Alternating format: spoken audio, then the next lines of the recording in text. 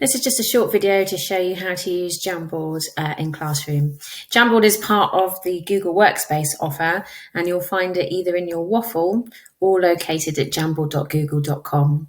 Now, all of your Jamboards will save automatically in your drive in a Jamboard folder, which is great, but you can see it does get messy quite quickly, so do excuse mine. Now, Jamboards operate like a collaborative whiteboard. So I'll show you how to create a new one. It's just the plus in the bottom right. So for a new Jam, the first thing you need to do, like any Google Doc really, is to give it a new name. So all of the tools that you have here allow you to write with a pen, erase anything that's been written. You've got a selection tool so you can drag things around the Jamboard. You have a great little option of sticky notes, which I really like. The students really like these as well, which you can place in various areas around the board and drag them around and give them a little jaunty angle if you wanted to. You can also insert images, shapes, and a text box, and use a laser pointer if you wanted to draw someone's attention to something. Great thing about Jamboards is that it looks like one board, but actually you can set up several. So you could have one per student, one per class, one per question. It really depends on what you're going to use them for. Now, it says here, open on a Jamboard. That's the hardware that goes with this. So these are Google's own interactive whiteboards, but you don't need one to operate this software. What I tend to do with it is set a background with an image so that the students can't move the image around. So it might be that the question is set in the back. So what I'll do is I'll just show you one that I made earlier. So here in the background image, or in the background of the Jamboard, I should say rather, I've stuck this image, and that means that the students, they can't click it and grab it and accidentally delete it. It's actually in the back. And because this was a labeled diagram, I've just created some post-it notes, and then students can quickly drag these around and put them in the appropriate place. They could, of course, use text boxes themselves, or you can get them to leave comments and sticky notes. It can be collaborative between you and a few students, or everyone in the class can have their own one, and I'll show you how to do that.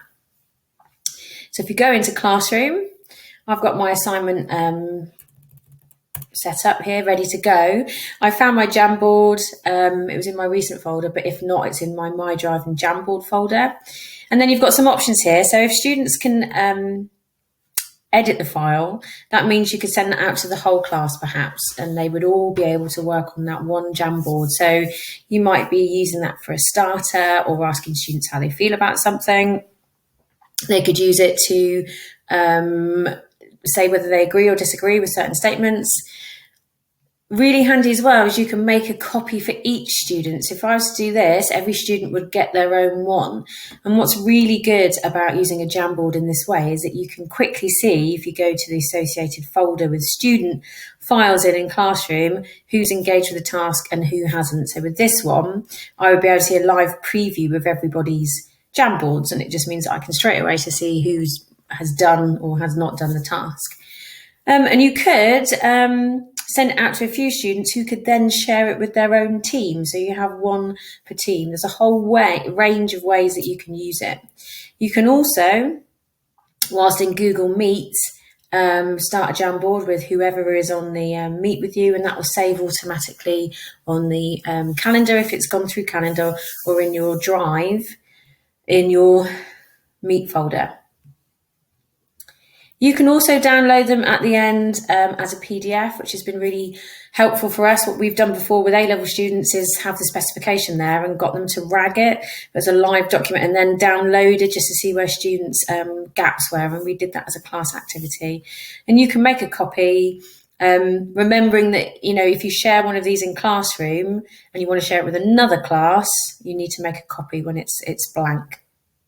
And you can also save just that frame, which is here, this top one. These are all frames, and you can have as many as you like, as an image, which you might want to use at a later time.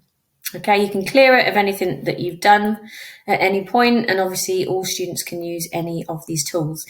Be aware though, currently, whilst if you're looking at the Jamboard live, you can see each of your students' profile pictures when they're writing, but afterwards there isn't an easy way to find out who has written what. Okay, students don't know that, but yeah, it's quite hard to tie certain comments. So if you've got a class Jamboard, it can be quite difficult to see who's participated and who is not.